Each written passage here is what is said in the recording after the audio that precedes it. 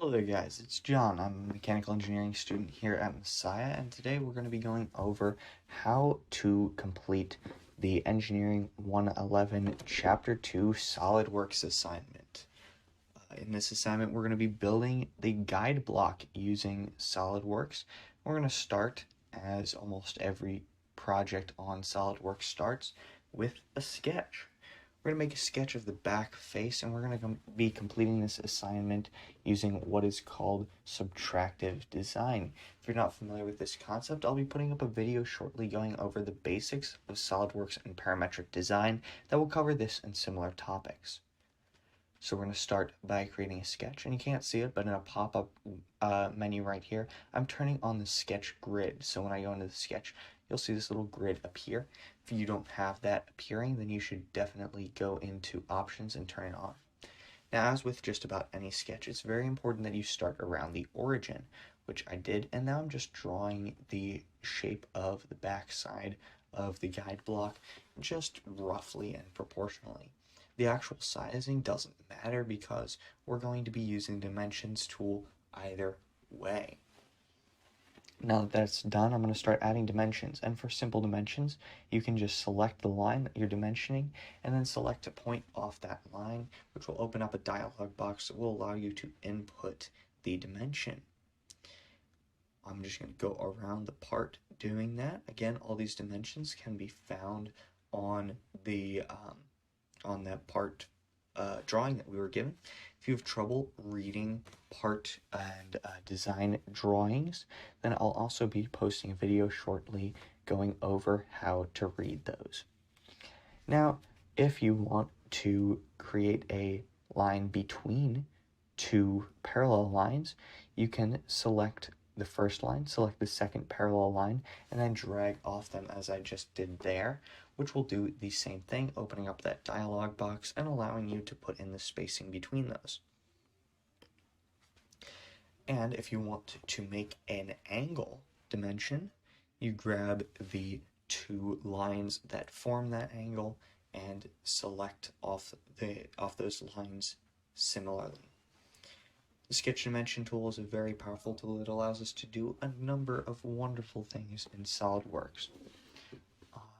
Those are just a few of the more basic examples. But once that's done, you're going to see all those lines are slowly turning from blue into black, and that's what we want because as I'll be going over in that video, SolidWorks designs are all based around constraints, and dimensions are the most common form of constraint. As stuff is getting defined, that means the computer knows exactly where it is in fixed space, and that's good for us trying to design and machine parts. Once we've done all of those, we are going to start on that little circle that appears as a hole through the entire part. Now, you could do this as a separate sketch, but I find it a lot easier to try and minimize the amount of sketches that you're doing. So you're going to use the circle tool, which is also in that same list of tools that we used. Previously, we used line to make up the main body, and now you're going to see me defining where, or locating where that circle is using the Smart Dimension tool again, and then I'm going to define its diameter as well.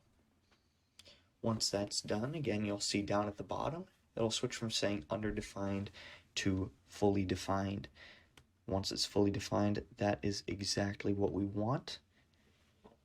And we are ready to head into taking that 2D sketch into a 3D shape. That is going to start by exiting out by saving the sketch using that green button. Make sure you don't hit the red one because you would not want to delete your sketch. And then you see I'm going to pull up this little window that allows me to rotate my design.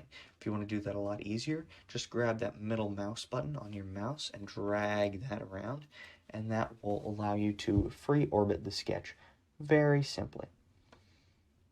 Now I'm going to use the Extrude tool and under the Features tab, and that's going to allow me to extrude my face as far as I want it. Once again, I'm following the designs, and then I'm going to hit that green check mark, and that is going to give me my 3D body. With that done, we're ready for the last part of this, and this is what's what's called subtractive design, where we started with a larger object and now we're going to be cutting a part out of it, because it's a lot easier than building up each of those walls individually. So we're going to go into sketch again, and we're going to make a sketch on the top face of that part.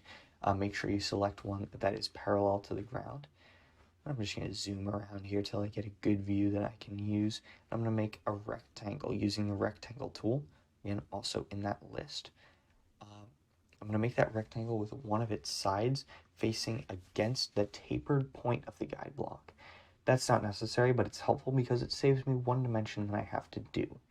As I add in these dimensions, you can also see that it's possible to dimension off of lines that don't necessarily appear on your sketch.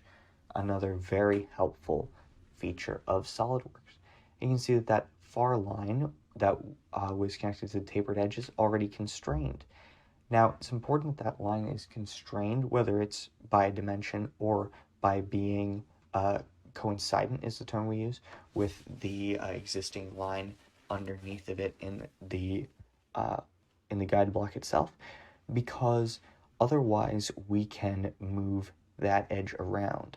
And most values for that rectangle's length would give us the part that we're looking for, but a length shorter than about like 3.5 inches is going to start to affect our part, because that's going to leave portions that are not cut away. Obviously, we don't want that, and that's why we make sure that everything is fully defined when we sketch. So now we're going to back out, and you can see again, I'm going to move around that 3D view until I find a view that I like, and then I'm going to use, previously we used the Extrude tool. This time we're going to use what's called Extruded Cut. And Extrude Cut is going to allow us to remove that part very easily. Extrude Boss Base is all about adding stuff to our part. Extrude Cut is all about removing it. So you can see here, if we use Extrude, that's not going to give us what we want. We want Extrude Cut. So once we've done Extrude Cut, it actually, for me, popped up with the exact length that I was looking for the depth of that cut already. So it's good to just hit the green check mark, and I was done with the part. Once you are done with the part, as you can see right there, it's time to save it. And just like any other file on almost any other system, we're going to go up to the little box that looks that has a save icon, and that's going to give us a drop down. We're going to choose Save As. We're going to make sure that we save as a SolidWorks part. We could also save it as an STL drawing, and I'm sure we'll get into those later. But for now, we want to save it as a SolidWorks part so that your professor can see exactly what you did in SolidWorks and can make sure that you have everything constrained. That just makes our lives a lot easier. All right. Well, good luck, guys, and I'll see you next time. Thanks for watching through the entire video.